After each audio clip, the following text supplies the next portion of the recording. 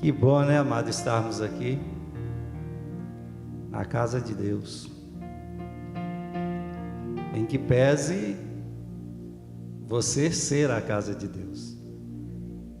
Amém? A Bíblia diz que nós somos templo do Espírito Santo, que o Espírito de Deus habita em nós. Então Deus fez em nós moradas. Amém? Aqui é apenas um local onde nós, como corpo de Cristo, como igreja do Senhor, nos reunimos para louvar o seu nome juntos, para termos comunhão uns com os outros e para aprender do Senhor. Davi disse, né, uma coisa eu pedi ao Senhor e a buscarei, que eu possa morar na casa do Senhor todos os dias da minha vida, para contemplar a formosura do Senhor e aprender no seu templo.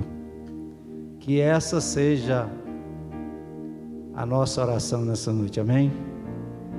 Meus amados, vamos estar lendo a palavra de Deus no livro de Gênesis, capítulo 12, do verso 1 ao 5.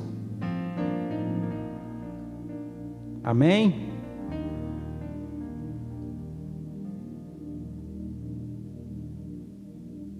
Diz assim esse texto da palavra de Deus. Ora, o Senhor disse a Abraão, aliás, a Abrão: sai-te da tua terra e da tua parentela e da casa de teu pai, para a terra que eu te mostrarei. E far-te-ei uma grande nação, e abençoar-te-ei, e engrandecerei o teu nome, e tu serás uma bênção. E abençoarei os que te abençoarem, e amaldiçoarei os que te amaldiçoarem. E em ti serão benditas todas as famílias da terra. Assim partiu Abrão, como o Senhor lhe tinha dito.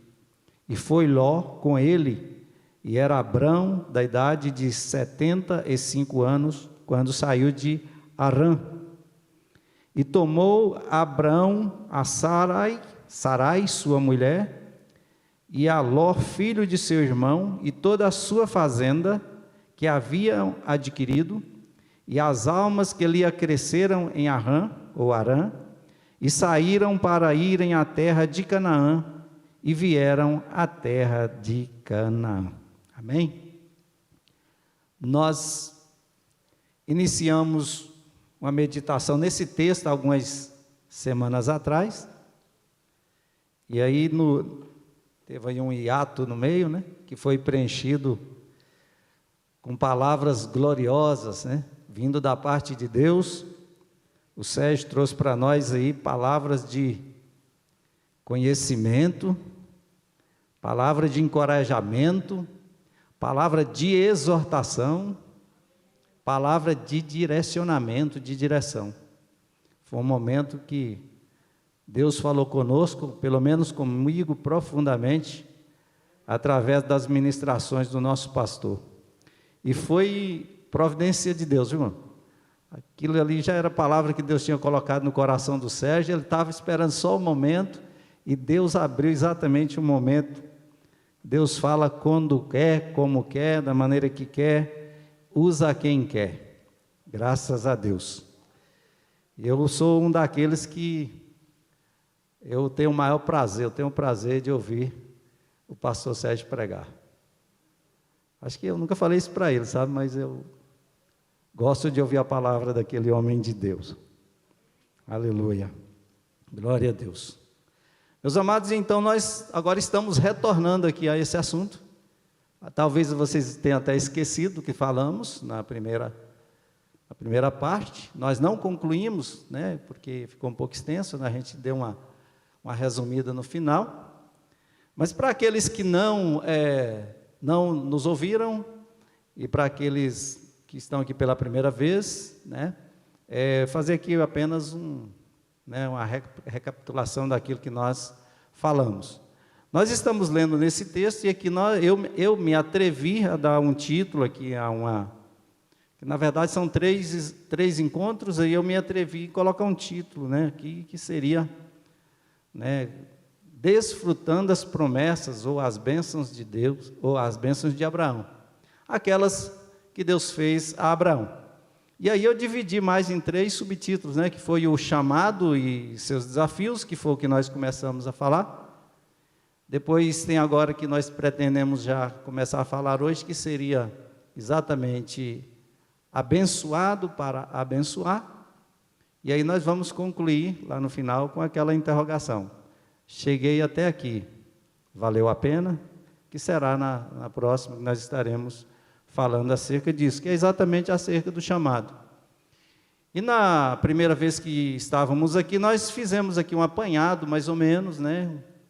Entramos um pouco no contexto de como era a vida de Abraão, onde Abraão vivia, a sua cultura, a sua religião, para a gente poder entender o que Deus fez na vida de Abraão e qual foi o propósito disso. Não é verdade? E aí nós falamos naquele título, né, sobre exatamente o chamado e seus desafios. Aí é bom a gente sempre voltar ao início, né? Rever o início, voltar aos rudimentos. O que acontece? Deus fez um homem com um propósito. Deus criou a raça humana com um propósito. E entendo eu que o propósito maior, o objetivo principal da criação do ser humano foi para desfrutar de um relacionamento com Deus. Foi exatamente para isso. Deus nos criou e nos deu o privilégio de nos relacionarmos com Ele. E isso fica bem claro quando a gente percebe, quando Deus cria o primeiro casal e coloca-os ali no Éden, e a Bíblia nos mostra que havia esse relacionamento. Tinha esse contato direto da criatura com o Criador. E a Bíblia até chega a mencionar que Deus, ao virar do dia, né, vinha falar com Adão. Só que o que é que acontece? O homem, ele sai desse propósito. Ao desobedecer a Deus, ele perde essa comunhão, ele perde esse vínculo, ele perde esse elo de ligação, esse relacionamento com Deus. E aí o homem morre. Porque quando se fala de morte, meus amados, porque Deus fala para Adão o seguinte: Deus, todos nós conhecemos aquela história da criação, do Éden, e Deus chega para Adão e dá uma ordem expressa, um mandamento para Adão, e fala: olha, Adão, está vendo aí o jardim? Você vai cuidar desse jardim. E você está vendo, tem todas as árvores frutíferas aqui, você pode comer de todas. Estão à sua disposição, é para você mesmo.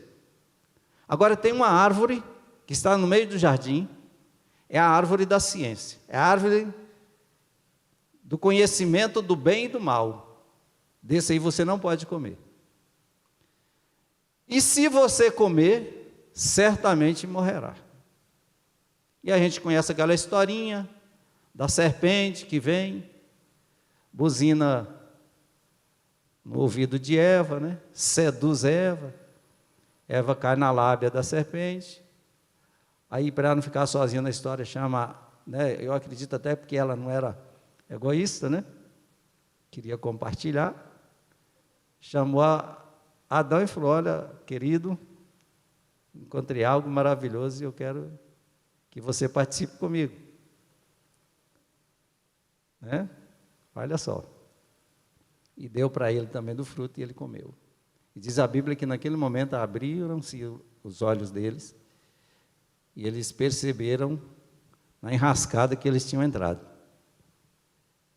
Quando a Bíblia fala que abriu os olhos e eles viram que estava nus, né?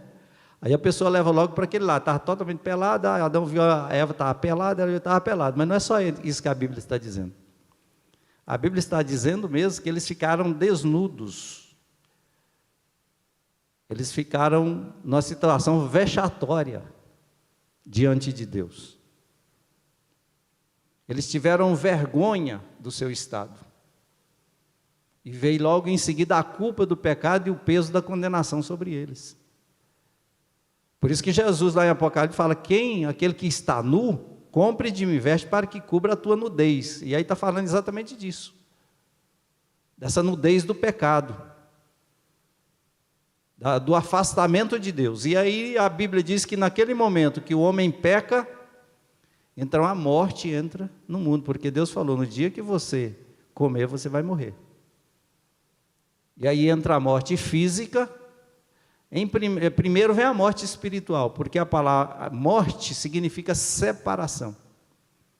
Com aquele ato do pecado, o homem que tinha comunhão, que tinha esse relacionamento com Deus, fica separado de Deus, que é a fonte da vida, que é a vida. Se ele está separado da vida, ele está morto. Então o homem morre espiritualmente, perde esse contato com o seu Criador. Então ele erra o alvo, ele erra o propósito para o qual ele foi criado, que foi viver em plena comunhão com o Pai. Só que a Bíblia fala que Deus sabe todas as coisas, meus amados. A presciência de Deus. Deus conhece todas as coisas antecipadamente. A Bíblia diz que a palavra ainda não chegou à nossa boca, Deus já sabe. Aquele pensamento que você vai pensar, Deus já sabe que você vai pensar. Então as pessoas têm aquela história de querer esconder de Deus. Não tem como esconder dele. Porque Deus, ele é onisciente. Ele sabe e conhece todas as coisas. Diz a Bíblia que todas as coisas estão patentes, estão nuas, desnudas diante dos olhos de Deus. E o salmista chega a dizer o seguinte: para onde eu fugirei da tua face? Para onde eu fugirei do teu espírito? E ele chega a dizer o seguinte, que para ti, a própria treva, a escuridão é luz. Não tem como fugir, não tem como se esconder de Deus. Porque Ele sabe, Ele conhece todas as coisas. Então Deus, na sua presciência, Deus então providencia para nós um escape, uma salvação. Porque no momento que o homem peca, ele se separa de Deus, ele entra numa trajetória de morte eterna, de separação eterna de Deus. Mas Deus nos criou com um propósito, e o propósito é vivermos em plena e eterna comunhão com Ele. E a Bíblia diz que os seus propósitos não serão frustrados. Os planos de Deus não serão frustrados. Aquilo que Deus te falou a seu respeito, meu irmão, aquela promessa que Deus declarou e te prometeu a seu respeito, a respeito da sua casa, da sua família, esta promessa, esse plano não será frustrado. Tenha certeza disso. Porque Deus pode fazer infinitamente mais do que aquilo que você pensa ou do que aquilo que você pede. Segundo o seu poder, diz a Bíblia, que em nós opera. Então, na sua presciência, Deus, então, Ele providencia para nós o resgate. Porque nós fomos vendidos, como diz a Bíblia, sem dinheiro e sem preço, na verdade, fomos jogados. Fomos jogados. E a Bíblia diz que agora nós estávamos caminhando como ovelhas para o matadouro, para a morte eterna. E Deus, no seu amor eterno, misericórdia e bondade, graça infinita, maravilhosa graça, Ele então resolve providenciar um meio de resgate, uma salvação eterna. E é aqui que começa exatamente Deus agindo já para isso. É claro que a gente vê alguns relampejos antes disso aqui, mas especificamente, na pessoa de Abraão, Deus começa então a mover exatamente nessa direção. Lá no Gênesis, no capítulo 3, quando o homem peca, cai, e quando Deus vai falar acerca da sentença que ele tinha sobre a vida da mulher, sobre a vida da serpente, Deus ali, ele traz uma promessa, porque ele fala, em Gênesis 3,15, Deus fala que a semente da mulher, essa semente da mulher esmagaria a cabeça da serpente, pisaria a cabeça da serpente. Então Deus começa a fazer cumprir essa palavra, e diz a Bíblia que Ele, na verdade, nos resgatou em Cristo, porque a Bíblia diz que Jesus foi morto antes da fundação do mundo. O Cordeiro de Deus foi imolado para nossa salvação antes da fundação do mundo. Deus, na sua presciência, fez isso. Então, para cumprir esse propósito maior, e aqui eu tive a oportunidade, acho que, não sei se alguns irmãos acho que estavam aqui quando nós falávamos o seguinte, que a questão da salvação, essa questão de Jesus morrer, a questão da salvação é apenas o meio que Deus encontrou, que Deus estabeleceu, para nos levar de volta para o propósito. Que às vezes a pessoa pensa que a salvação em si mesma é o ápice, né? Estou salvo, beleza. O ápice é você estar lá. O ápice é o seu nome está escrito no livro da vida. É você fazer parte da Assembleia dos Santos, como está lá no livro de Hebreus. É o seu nome estar arrolado no céu, porque às vezes você está aqui feliz da vida, eu sou salvo, posso expulsar demônios, sinto a presença de Deus, que maravilha. Foi o que aconteceu com os discípulos, eles saíram, expulsaram demônios, voltaram regozijando, né? Vendo Deus se manifestando através deles, e eles voltaram felizes, alegres. Senhor, mas que maravilha, os demônios no teu nome nos são sujeitos, as enfermidades são curadas, nós expulsamos as enfermidades, colocamos as mãos, as pessoas ficam curadas, estendemos as mãos, os demônios saem gritando e vão embora, que maravilha, isso aqui é um pedaço do céu.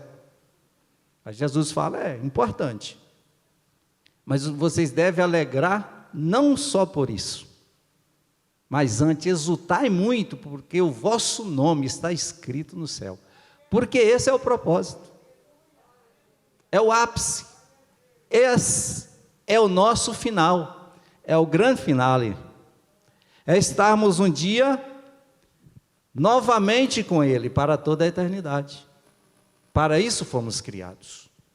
Então Deus chega para Abraão, que Deus ainda não tinha mudado o seu nome para Abraão, e chega para Abraão e fala, Abraão, sai da sua terra, da casa do seu pai, da sua parentela, e vai para um local, para um lugar que eu ainda hei de te mostrar, que eu ainda vou te mostrar. E aí nós falamos exatamente desse desafio que Abraão agora enfrenta do chamado. Porque quando Deus chama a Abraão, o contexto de Abraão era aquele contexto que nós falamos, um contexto de idolatria, de vários deuses, porque quando o homem peca, ele perde esse elo com Deus, ele sai da condição de verdadeiro adorador. Porque ele perde o contato com o adorado que é Deus, que é digno da adoração. Mas como ele agora, ele quer adorar, porque o homem foi criado com essa capacidade, irmãos. Quando Deus, que é esse Deus transcendente, nos cria para nos relacionarmos com Ele, uma das qualidades nossa é de adorador, ou talvez a principal delas, é de adorar esse Deus. Então fomos criados com essa necessidade e com essa capacidade, com esse desejo de adorar. Quando o homem perde o contato com o ser a ser adorado, que é o Deus Todo-Poderoso, que é o único digno de adoração, o homem começa a criar para si deuses, objetos para adorar, porque ele sentia essa necessidade, só que perdeu o contato.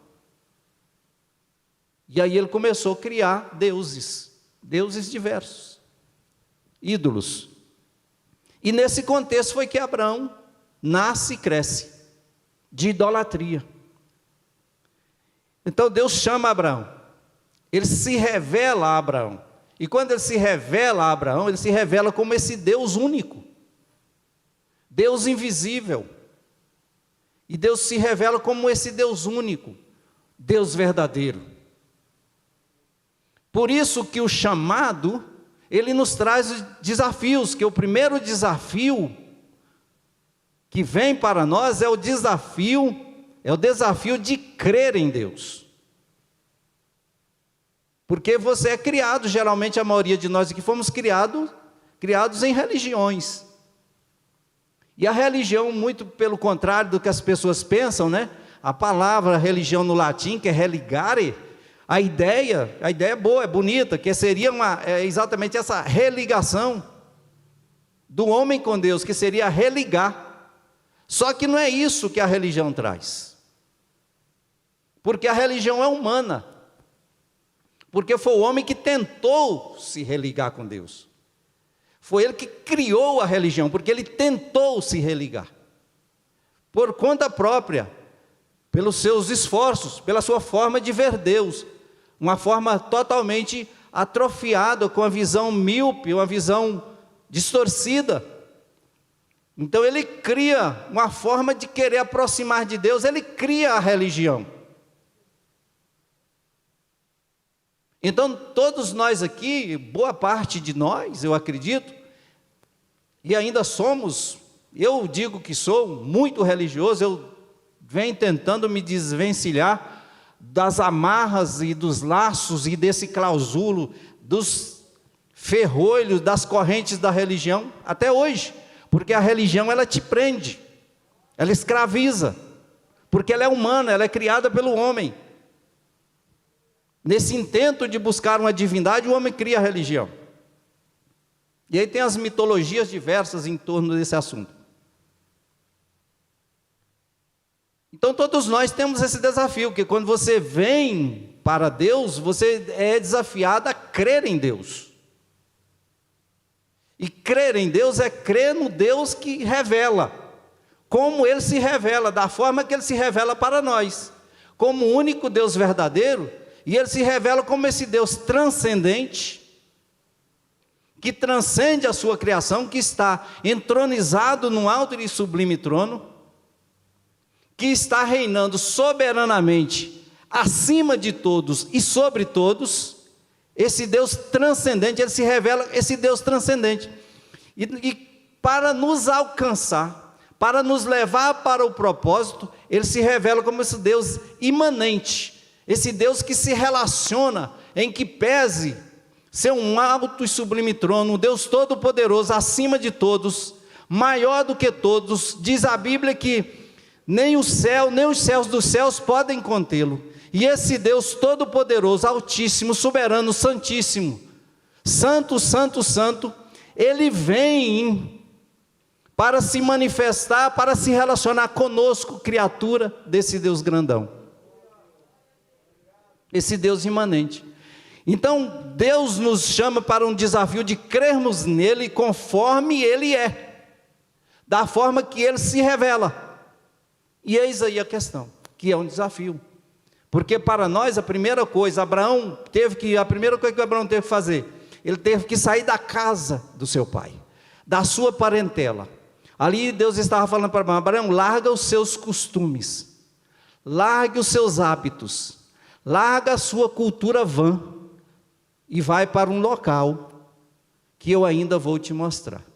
E aí eu entendo que Deus não estava falando só de um local geograficamente físico, só um local físico, mas Deus estava falando de uma posição, que Ele queria que Abraão alcançasse, onde Abraão tivesse o pleno conhecimento de que só o Senhor é Deus.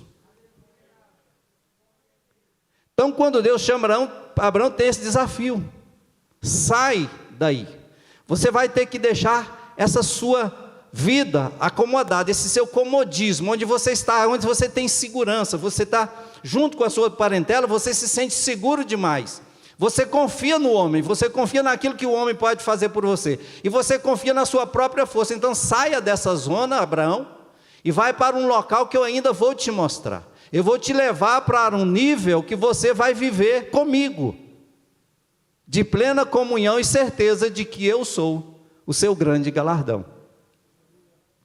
Foi o que Deus disse para Abraão, que eu vou ser o seu grande galardão, sou o seu galardão. Então Abraão teve que enfrentar esse desafio de crer em Deus. Largar todos aqueles deusinhos que ele tinha, os ídolos que ele adorava, para crer no único Deus. E aí, meus irmãos, para nós não é diferente. Cada um de nós tem um Deus, ou vários deuses na nossa vida, que quando eu disse que a religião, ela aponta para... Qual é o lema da religião? A religião é o seguinte: ela apresenta para você uma divindade inatingível, que está bem longe de você, e você é aquele que está aqui, a criatura, longe dessa divindade, que para você tentar agradar essa divindade, você tem que fazer muito sacrifício, tem que fazer muita coisa, tem que se esforçar demais, tem que se espernear demais, tem que andar de joelho, tem que acender vela, tem que fazer sacrifício, tem que se martirizar, tem que andar de joelho, não sei, para quantas coisas, tem que acender isso, tem que fazer aquilo, fazer despacho, fazer não sei mais o que, tem que fazer N sacrifícios para poder agradar essa divindade, para ver se por acaso você acha graça diante dela, para ela poder te abençoar. Ou seja, você tem que fazer por merecer. É o que a religião apresenta para nós. E aí apresenta para cada área, tem um Deus, né? Um Deus diferente. Se você quer a bênção tal, o Deus fulano. Se quer a bênção X, é o Deus Beltrano. Se essa área que tem que ser preenchida, é aquele Deus da ocular. Se é aquele livramento, é aquele outro Deus. Você já conhece alguma coisa parecida com isso? Seu Deus não é o suficiente.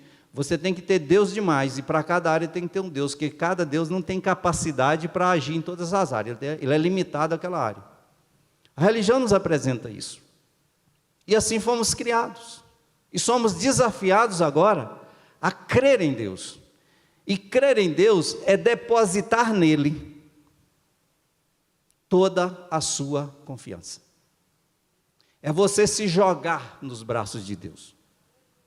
Viver por fé não é viver por vista, é você se lançar. Por isso que a Bíblia diz que sem fé é impossível agradar a Deus. Porque para você agradar a Deus, você tem que crer em Deus como Deus é, como Ele se revela. Esse Deus grande, imanente, todo-poderoso, e que vem, como Ele disse, que Ele habita no alto e sublime trono, mas habita com o contrito de coração. Esse Deus que nem os céus e os céus dos céus podem contê-lo, Ele vem habitar dentro de você. Ele vem habitar dentro de nós, e somos templos dele. E aí Jesus disse: aquele que crê em mim, como diz a Escritura, ou seja, da maneira que a Escritura diz que é para crer, da forma que a Escritura revela como é para crer, rios de águas vivas fluirão do seu interior. E ele diz mais, que jorra para a vida eterna, o propósito maior, para o qual nós fomos criados. Então, temos esse desafio pela frente. O segundo desafio é a renúncia. Primeiro, você tem que renunciar aos deuses, você tem que largar todos os seus deuses, né? E eu estive falando aqui que tem muita coisa que é Deus na nossa vida, viu, irmão?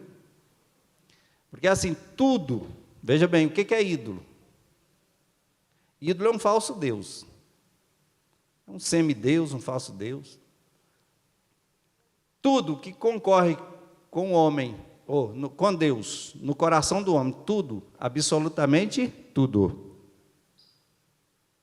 que concorrer com Deus no coração do homem é um ídolo. Por isso que a Bíblia diz o seguinte, que você tem que amar a Deus acima de todas as coisas, Abaixo de Deus não existe Deus. Porque tudo que concorrer com Deus no seu coração é um ídolo. E você tem que abandonar.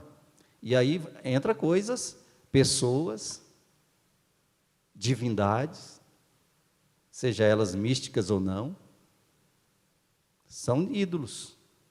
Jesus chega a dizer o seguinte: aquele que amar mais pai, mãe, irmão, do que a mim, ele falou, não é digno de mim, ou seja, está tendo uma concorrência aí comigo, então eu estou fora. Deus é exclusivista. Quando se fala no quesito ser Deus, ele é exclusivo. Se tiver mais alguém, ele fala, você vai ter que escolher. Foi o que Deus falou para o povo de Israel. Era Baal, era Deus, tinha vários Balens. Eles criam em Deus, muita gente crê em Deus, irmão, por aí. Crê em Deus e mais uma infinidade de deuses. Não é isso? O povo de Israel estava assim, cria em Deus e nos Balaíns, que eram muitos deuses, deuses das nações ali. Aí Deus usa o profeta Elias para falar o seguinte: até quando vocês vão ficar cocheando entre dois pensamentos? Se o Senhor é Deus, então sirve, vai servir o Senhor então. Agora, se Baal é Deus, se vocês acham que é Baal é Deus, então corra para Baal, vá servir Baal. Então é o seguinte, porque Deus é exclusivista no tocante a ser Deus, Ele é o único Deus, Ele se revela como o único Deus. Qualquer coisa que vier a concorrer com Deus no coração do ser humano é ídolo. E Deus fala, Ele diz o seguinte: eu não dou a minha glória a outrem, e nem o meu louvor às imagens de escultura. Ele é Deus, amém? Então tem que renunciar os deuses, e aí temos que examinar, como Paulo fala, examine, pois, o homem a si mesmo, né? E ver qual é o Deus que está aí, tentando ocupar algum lugarzinho aí. E por isso, muitas vezes, a nossa vida, aquela vida que Jesus fala, da vida abundante que deveríamos ter, nós não temos, porque tem ali alguém ali concorrendo com Deus no nosso coração. Pessoas, bens, coisas, ou até algumas divindades místicas, né? Que tem pessoas que professam o nome de Deus, mas está por aí fazendo despacho nas encruzilhadas, está por aí fazendo sacrifício para outros deuses, fazendo um despachozinho aqui, um feiticinho acolá, para ver se resolve o problema, para ver se traz o marido de volta, para ver se não sei o que, tal. Tem muita gente fazendo isso aí e diz que crê em Deus, entendeu? Então isso aí é perigoso, porque Deus não anda junto com essas coisas, não. Perfeito? Então tem que renunciar, é um desafio, renunciar os deuses. Outro desafio, que é maior, que Jesus fala, renuncie, pois, a si mesmo. Quem quiser vir após mim, renuncia-se, que aí parece que é um grau maior, né? Você começa renunciando aos maus costumes, né? Aquelas más influências que às vezes a família, quando fala, sai da sua parentela, da casa de seu pai, né? Deixa as más influências da família que estão te influenciando, dos amigos, daquela vizinhança que você está vendo, aquelas más influências das companhias, você vai deixando aquilo ali. Crê, Deus, beleza, tal, o Senhor é o Todo-Poderoso, creio. Aí de repente Ele vem e me pede algo mais, agora você vai ter que renunciar a você mesmo. Isso implica dizer o seguinte: renuncie à sua vontade. Renuncie os seus projetos que eu não estou neles. Renuncia aqueles planos que você fez, que eu não estou dentro deles, incluso neles. Renuncia. Renuncia os desejos que são contrários à minha vontade. Renuncia os desejos e as práticas que são contrários à minha palavra. Renuncia a si mesmo. E aí é viver a vida de Deus. E aí Jesus disse, renuncia-se a si mesmo, toma a sua cruz, que aí é exatamente essa identificação com Ele, carregando a cruz, porque você é morto na cruz, você é morto na cruz, e a Bíblia diz que nós fomos crucificados com Cristo, e Paulo fala, não vivo mais eu, ou seja, eu renunciei à minha vida, mas Cristo vive em mim. E a vida que eu vivo na carne, ou seja, eu ainda estou aqui, sou humano, eu vivo essa vida na carne, eu a vivo na fé do Filho de Deus. Eu sou movido pela fé. Eu ando pela fé nele. Eu caminho pela fé nele, crendo na palavra dele. E aí a Bíblia diz: o meu justo viverá da fé.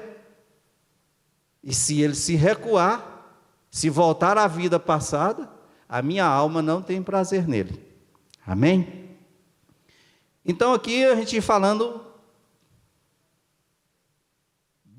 exatamente desse desafio do chamado. Eu gostaria de entrar aqui um pouco então exatamente agora, porque Deus chega para Abraão e fala assim: Abraão, você vai sair da casa do seu pai, nesse texto que nós lemos, você vai sair da sua parentela, do meio da sua parentela, e você vai para um local que eu ainda vou te mostrar. Quando você chegar nesse patamar, Abraão, quando você chegar neste local que eu ainda vou te mostrar, ou seja, vai ser um processo, um crescimento, nós vamos andar juntos, você vai me conhecer, eu vou me revelando a cada dia você, e aí você chegando onde eu quero que você chegue, Abraão, o que vai acontecer? Eu vou te abençoar. E olha bem o que Deus fala para Abraão. Abraão, você vai sair da terra e vai para um local que eu vou te mostrar. Far-te-ei, Abraão, uma grande nação, então você não vai sentir falta. Eu vou suprir as suas necessidades, inclusive afetivas. E abençoar-te-ei. E engrandecerei o teu nome. E aí vem essa outra palavra aqui, que é exatamente onde nós queremos chegar. E tu serás uma bênção. E ele continua dizendo: e eu abençoarei, Abraão, ou seja, aquela questão da lei da semeadura, né? E eu abençoarei, Abraão, aqueles que te abençoarem. E amaldiçoarei aqueles que te amaldiçoarem. E em ti serão benditas todas as famílias da terra. Então Deus chama Abraão, faz um chamado para Abraão, porque Deus tinha um propósito, que é trazer o ser humano para aquele propósito principal, aquele propósito primeiro, para o qual o homem foi criado, que é o maior propósito, que é de viver uma vida eterna em relacionamento com Deus.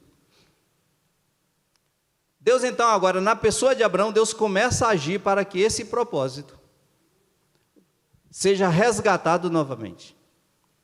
E aqui nessa palavra, quando Deus chama Abraão e Abraão aceita esse desafio, Deus fala: então Abraão, você será uma bênção. Eu estou te chamando e eu vou te abençoar para que você seja uma bênção. E ele fala: e em você, Abraão, serão benditas todas as famílias da terra. Então eu estou fazendo de você, eu estou te abençoando para você abençoar.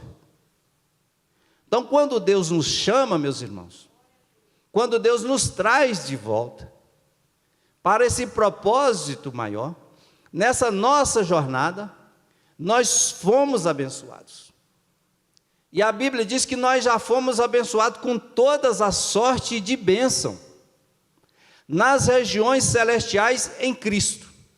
Porque Deus fala assim para Abraão que nele, Abraão, seriam benditas todas as famílias da terra. E fala que na sua descendência, no outro texto, e Deus fala para Abraão, e depois ele fala isso para Isaac, e ele fala para Jacó, que na sua descendência serão abençoadas todas as famílias da terra. E quando ele estava falando do seu descendente, ou da sua descendência, ele estava falando exatamente de Jesus Cristo de Nazaré. Então, quando a Bíblia fala que nós fomos abençoados com toda a sorte de bênção nas regiões celestiais em Cristo Jesus, é exatamente cumprindo essa palavra que Deus deu a Abraão, a Isaac e a Jacó, que na semente deles, na descendência deles, todas as famílias da terra seriam abençoadas. E essa bênção de Abraão chegou até nós, e nós fomos abençoados.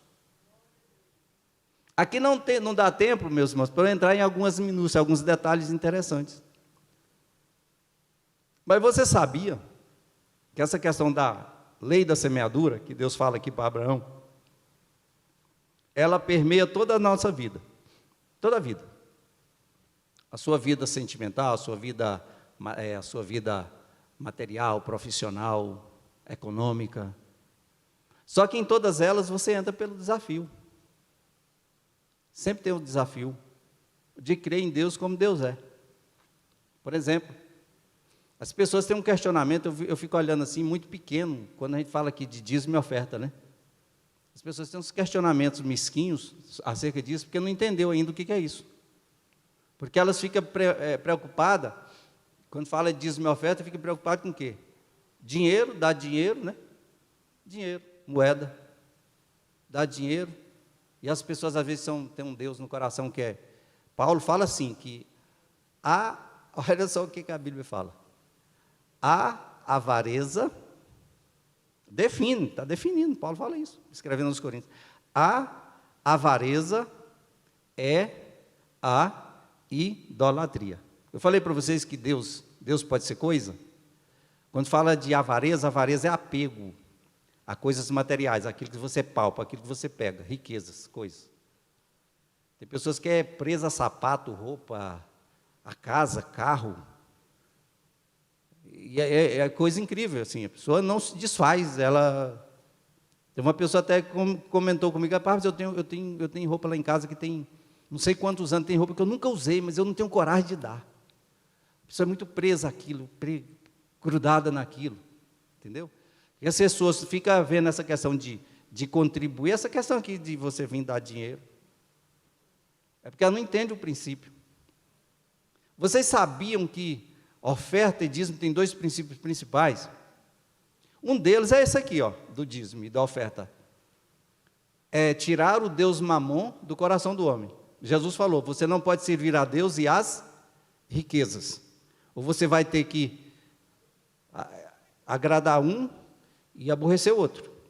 Não tem como, não dá para ficar cocheando ali entre dois pensamentos. Então Jesus falou, não dá para servir a Deus e a Mamon, que é o Deus das riquezas, do materialismo, daquilo que se apalpa. A riqueza é tudo que você tem, tudo que você possui. Desde o sapato até a sua mansão, é riqueza. Então, o que acontece? Quando um dos princípios do dízimo e da oferta é para tirar a mamon do coração do homem.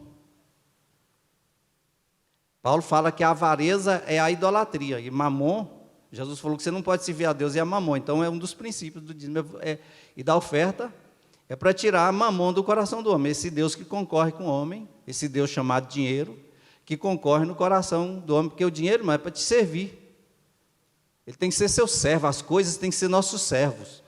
Seu carro é para te servir, sua roupa é para te servir, seu dinheiro é para te servir.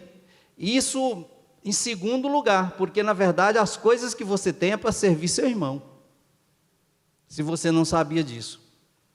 Deus te dá, não é para você, Deus te dá para você servir seu irmão. Você fica com o que sobeja, com a prosperidade, a bênção da generosidade cai na sua vida. As pessoas não entendem isso, né? Ser generoso. Quando Deus te chama para ser uma bênção em todos os aspectos. E isso eu estou falando isso aqui porque isso pega muita gente, porque muita gente fica presa a isso. Porque ela pensa que o que ela tem é dela, mas a Bíblia diz que Deus, na verdade, nos fez foi dispenseiro das coisas. Na verdade, você administra para Deus, para servir as pessoas. Por isso que a Bíblia diz assim, que mais bem-aventurada coisa é dar do que receber.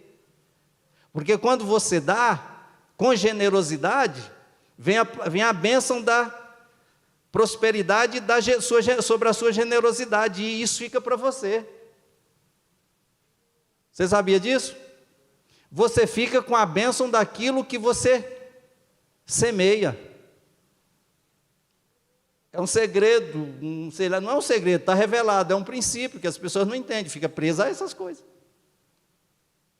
Aí é por causa do egoísmo do ser humano, a avareza. É meu, é meu, é meu, é meu, é meu. Na verdade não é. Tudo é de Deus.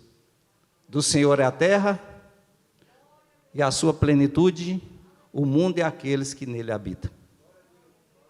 A Bíblia diz, do Senhor é o ouro e a prata. Tudo é dele.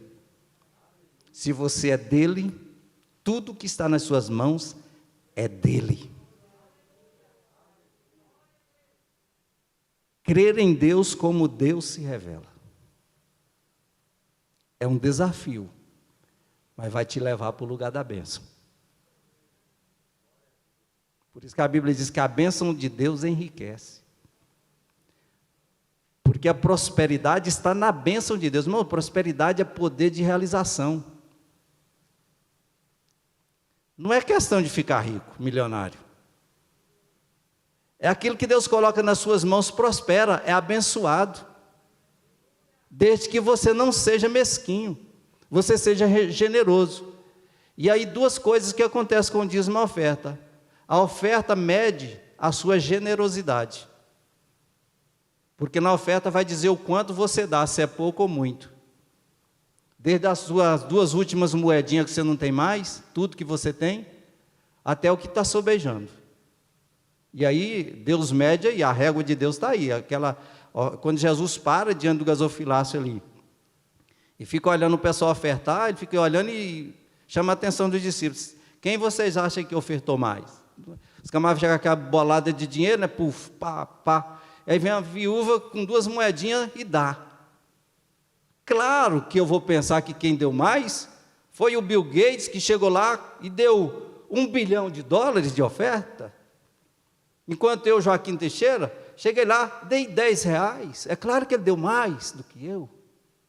Só que eu só tinha R$10. O Bill Gates tinha alguns trilhões de dólares e ele deu $1 bilhão. Aquilo para ele está sobrando. Jesus fala, essa aí foi a que deu a maior oferta. Porque da sua pobreza ela foi generosa. Ela liberou. Ela deu tudo que tinha. Ela tinha 2 moedas, ela podia ter dado uma, ficado com uma, por que não? Mas ela deu tudo que tinha, generosidade. E Deus viu o coração dela, de generosidade. Então, a oferta ela mede a régua de Deus, a sua generosidade. Que a oferta não tem valor. Você pode ser generoso ou não, mesquinho ou não na oferta. Perfeito? Você está entendendo? O dízimo não, o dízimo é diferente, ele é taxado. O dízimo é taxado. Aí um dia um rapaz, até espírita, ele chegou para mim e falou assim, rapaz, eu concordo com o dízimo. Eu concordo com o dízimo, eu só sou contra o dízimo, esse negócio de estar taxado ali, 10%. Eu fui e falei para ele, aí que está a bênção. Porque no dízimo Deus passa a régua. Ninguém dá mais do que ninguém. Porque eu vou lá e eu tenho R$100. Que a palavra dízimo é 10%. Eu tenho R$100. Eu dou 10%, dá o quê? R$10. Aí vem o Evaldo, que aplica na bolsa, né? E dá. Ele tem lá, ele dá R$1.000. Ele tem lá 10 mil, ele dá R$1.000. Aí você olha para mim e fala assim, poxa, o dízimo do Evaldo é um dízimo grande, né? Ele deu mais dízimo que o Joaquim. O Joaquim deu R$10, o Evaldo deu R$1.000. Até usa aquelas R$1.000. Aí eu falei para ele, olha, presta bem atenção. A pessoa chega lá, dá R$1 de dízimo. Ele deu quanto de dízimo? Qual foi o dízimo dele? 10. Tá. Aí o camarada chega, dá R$1.000 de dízimo. Quanto foi o dízimo dele? 10. Quem deu o dízimo maior?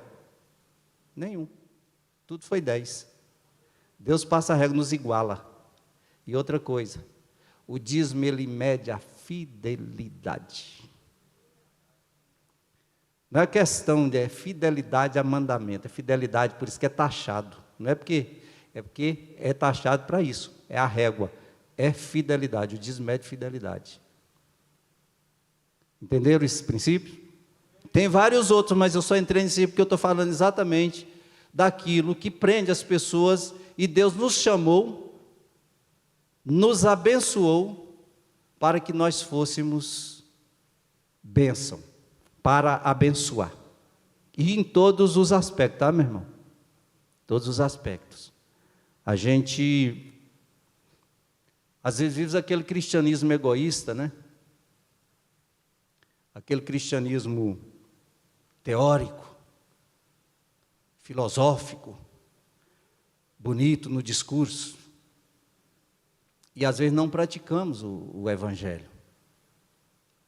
Porque o amor de Deus, com esse amor que Ele nos amou, e aí Jesus fala, assim como eu vos amei, vocês devem amar uns aos outros.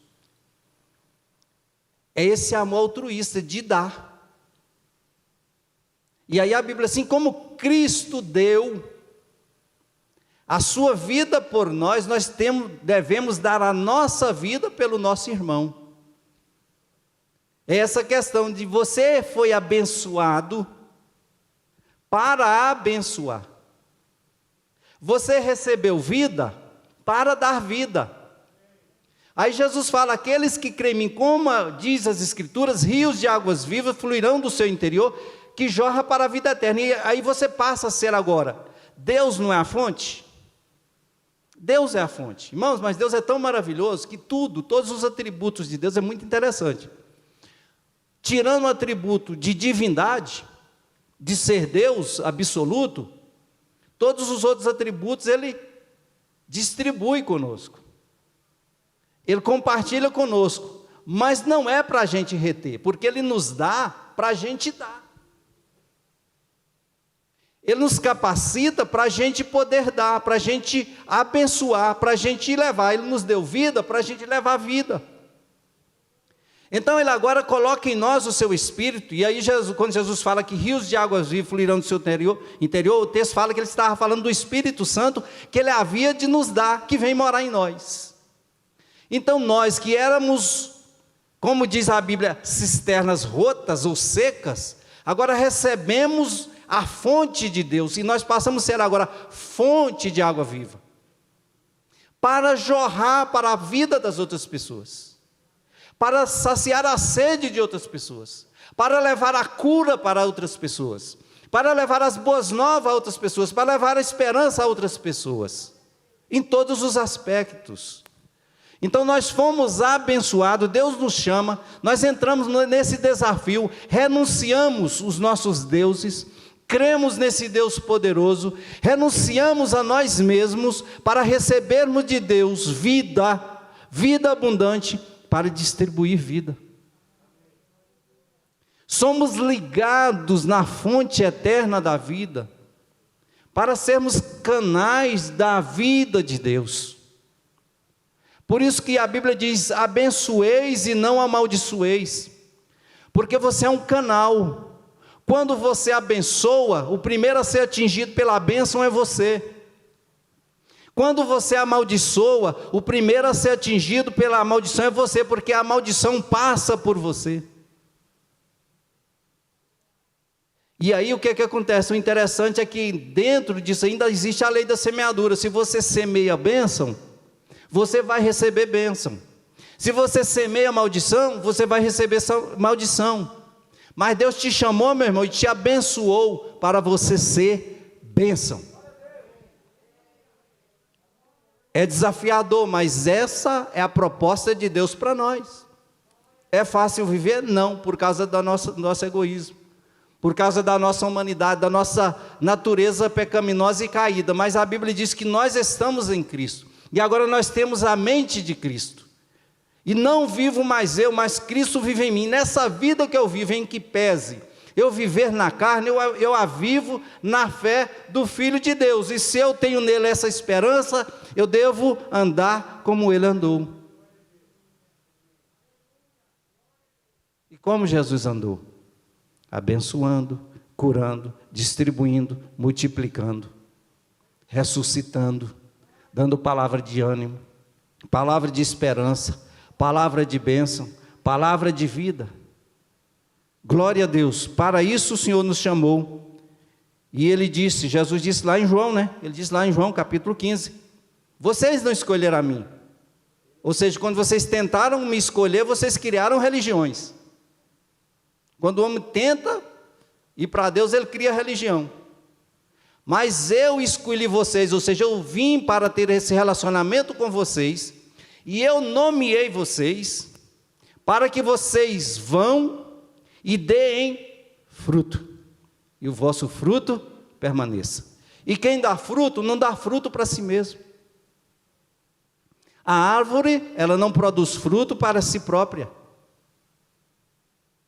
A árvore, ela dá fruto para alguém, para matar a fome de alguém, de algum outro ser. A própria árvore que não é frutífera, ela não tem sombra para si própria, para si mesma. A sombra dela é para abençoar outro ser vivo. E a Bíblia diz que aqueles que creem no Senhor, que meditam na sua palavra de dia e de noite, é como árvore plantada junto a ribeiros de água. Diz que mesmo na estação seca, as folhas não caem, não murcha, não cai, muito pelo contrário, né? Está sempre verde e dá o fruto na estação própria. E tudo quanto fizer, prosperará. Glória a Deus, porque está recebendo da fonte a bênção, está abençoando, não está retendo. Porque se você reter, a fonte para de jorrar. Glória a Deus. Amém? Eu vou estar encerrando por aqui uns minutinhos, tá, meus irmãos? Depois a gente dá continuidade aqui nesse texto. Abençoados para abençoar. É interessante, amados, a gente entender que em Abraão, e aí vem Jesus, a descendência de Abraão. Abraão, ele foi... É interessante isso, porque Abraão, ele é chamado de amigo de Deus, porque ele creu em Deus. E isso foi lhe imputado por justiça, porque ele creu em Deus. Como Deus é, Deus se revela a Abraão. E em Cristo Jesus, diz a Bíblia que agora nós somos filhos de Abraão pela fé. Você entende a importância desse chamado de Abraão? Porque aqui Deus inicia exatamente a estabelecer uma trajetória para o surgimento da igreja.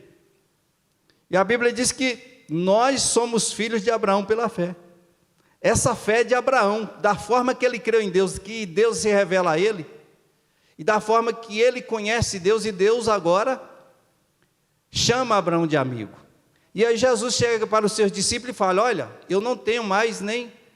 Vocês não são mais servos. Eu, na verdade, agora eu tenho chamado vocês de amigos. Porque quando nós recebemos essa bênção, fomos chamados para essa bênção, nós recebemos a promessa.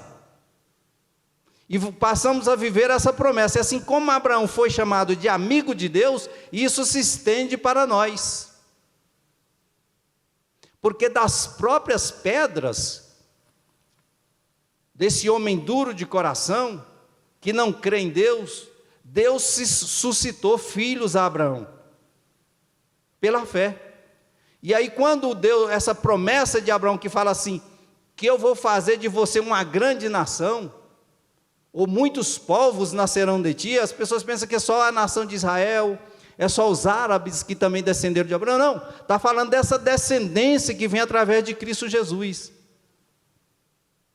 Deus chega para Abraão, chama Abraão e mostra para ele o céu. Quando Abraão estava vivendo um dilema de fé, que ele tinha a promessa de Deus sobre a sua descendência e ele não tinha filhos. E Abraão agora questiona Deus, e Deus chama Abraão para fora da sua tenda. Abraão olha para o céu. Quantas estrelas, Abraão, se você pode contar, assim será a sua descendência. E nós somos parte dessas estrelas que Deus mostrou a Abraão. Quando Deus mostra aquelas estrelas para Abraão, Deus estava vendo você, Deus estava vendo a mim. Por isso que Paulo fala que nós brilhamos como astros no mundo. Nós somos estrelas que brilham nesse mundo de trevas, porque exatamente são aquelas estrelas que Deus mostra para Abraão, fala, e ali, Valber, aquela bênção de Abraão, você estava ali, Deus te viu ali. Uma daquelas estrelas que Deus mostra para Abraão. Aí será, Abraão, assim será a sua descendência. Hoje nós brilhamos, refletimos a glória de Deus, refletimos a imagem de Deus, que é o propósito maior nosso, é termos esse relacionamento com Deus, refletindo o caráter, a glória de Deus, se concretiza na nossa vida hoje. E aí Paulo fala, vós brilhais como astros no mundo, como descendência de Abraão. E assim como nós recebemos de Deus luz, nós transmitimos luz. E aí Jesus disse isso: vós sois luz do mundo. E ele falou o seguinte: brilhe a vossa luz diante dos homens. Olha só, aí veja bem o que Jesus está querendo dizer. Para que eles vejam as vossas o quê? Boas. E quando você vai ver que boas obras são essas, são exatamente obras de abençoar. São coisas que você faz para abençoar. Qualquer coisa que você faz para abençoar, em nome de Cristo, o Pai é glorificado. E tudo que você fizer em nome de Cristo, você está revelando Cristo. Aí você está fazendo refletir a imagem de Deus. E aí você está exatamente cumprindo esse propósito de abençoar. Porque você já recebeu a bênção e você tem esse propósito sendo executado na sua vida, no momento que você abençoa. E é onde entra essa questão de você dar. Mais bem-aventurada coisa é dar, porque quando você dá, porque você recebe para, e quando você dá, vem a bênção sobre a sua generosidade, e a bênção fica com você. Só que a bênção de Deus não pode ser retida. Aí Paulo, escrevendo aos Coríntios, ele fala, veja bem, que dá semente ao que semeia, ele dá semente ao que semeia, ele te dá a semente para semear. Ele multiplicará a vossa. Ele não fala só o celeiro, né? Vai encher o seu celeiro. Ele fala, vai multiplicará, porque é para semear mais, não é? E na medida que você semeia, ele multiplica a sua sementeira. Tudo isso em generosidade. E aqui eu estou falando, meus irmãos, quando a gente fala da bênção de Deus, as pessoas pensam que é só você chegar, dar R$1, dar uma cesta básica. Não, eu estou falando de generosidade. É em todas as áreas da vida. Aquele tempo que você pensa que você não tem, que a pessoa quer que você ouve ela, aquela pessoa que apenas que você para um minuto para ouvi-la, aquele tempo que você não tem para socorrer alguém que está ali com o carro quebrado, no meio da estrada, que você não quer parar para dar um socorro a alguém, que você tem um compromisso. Lembra da parábola do bom samaritano? Aquilo ali é exatamente o evangelho, porque os religiosos passaram de largo do samaritano que estava quase morto, aliás, do camarada que estava quase morto. Aí vem um samaritano e para, ele interrompe o seu percurso, ele atrasa os seus compromissos, ele gasta dos seus haveres que tem para fazer os primeiros socorros, pega aquele homem moribundo, coloca na sua cavalgadura, leva para uma estrebaria, para uma hospedagem, chega ali e fala para aquele dono, olha, cuida desse moço, e eu vou deixar mais dinheiro aqui. Aí ele tira das suas finanças, talvez até era o dinheiro do gás, talvez era o dinheiro para comprar alguma coisa, ele tirou e deixou, ó, vou deixar, cuida dele, e se eu voltar ainda tiver gasto além desse aqui, eu te pago. E ele seguiu o caminho. Aí Jesus fala, quem foi o próximo daquele que estava meio morto? Foi aquele desconhecido samaritano. Aí Jesus fala o quê? Vai e faz o mesmo. Isso é o evangelho de Jesus Cristo. Agora você vai fazer isso conforme diz as Escrituras. Quem crê em mim, conforme diz as Escrituras. Porque Paulo chega a dizer lá em Coríntios 13, que você pode entregar o seu corpo para ser queimado, você pode distribuir os seus bens com os pobres, você pode fazer o sacrifício que você fizer, se não for imbuído pelo amor de Deus, Paulo fala, diz que nada aproveita. Isso não passa de obra humana. E Paulo fala que obra de feno, obra de capim, e obra de palha vai ser provado pelo fogo de Deus. Só vai ficar obra de ouro e de prata, que vai passar pelo fogo, que o fogo tem poder para purificar o ouro e a prata. Se a sua obra é feita em Deus, se é feita em nome de Jesus, se é no Evangelho de Jesus Cristo, se é segundo a palavra de Deus, você pode ter certeza que da sua generosidade, Deus vai abençoar. Deus nos chamou para as boas obras, para que nós andássemos nela, diz a Bíblia, isso é agradável diante de Deus. Eu gostaria de estar lendo aqui um trecho na palavra de Deus, aqui em Hebreus, no capítulo de número 13, 6, diz assim, ó: mas não vos esqueçais de fazer o bem e de repartir com os outros, porque com tais sacrifícios Deus se agrada. E aí tem lá Tiago, capítulo 2, que fala essa questão das obras, né? Que aperfeiçoa a fé. A obra manifesta a fé. Assim como o amor de Deus é manifesto através das nossas ações. Tudo que nós fazemos, irmãos, em nome do Senhor, para a glória do Senhor, prosperará e será abençoado. Amém? E põe um negócio na sua cabeça: o que você tem não é seu. Você é apenas um administrador, um dispenseiro. Deus colocou nas suas mãos para você abençoar. E na sua generosidade, você é abençoado. E Ele multiplica a sua sementeira, para que você pratique a generosidade. E como você é uma fonte, fonte nunca seca. Quanto mais você dá, mais jorra, porque você está ligado à fonte eterna. Então a bênção é passando por você o tempo todo. Não retenha. Deixa ela passar livremente. Se tem alguma coisa entupindo aí o canal, atrapalhando, né, embaraçando, faz aquela limpeza, faz aquela faxina, tira as sujeiras, deixa a bênção de Deus fluir através da sua vida, e seja uma bênção para as pessoas, seja uma bênção para a comunidade, seja uma bênção para os povos. Que Deus em Cristo Jesus venha nos abençoar. E desculpa aí pelo avançar da hora, tá, meus irmãos? Deus é bom e a sua misericórdia dura para sempre, né, Valber?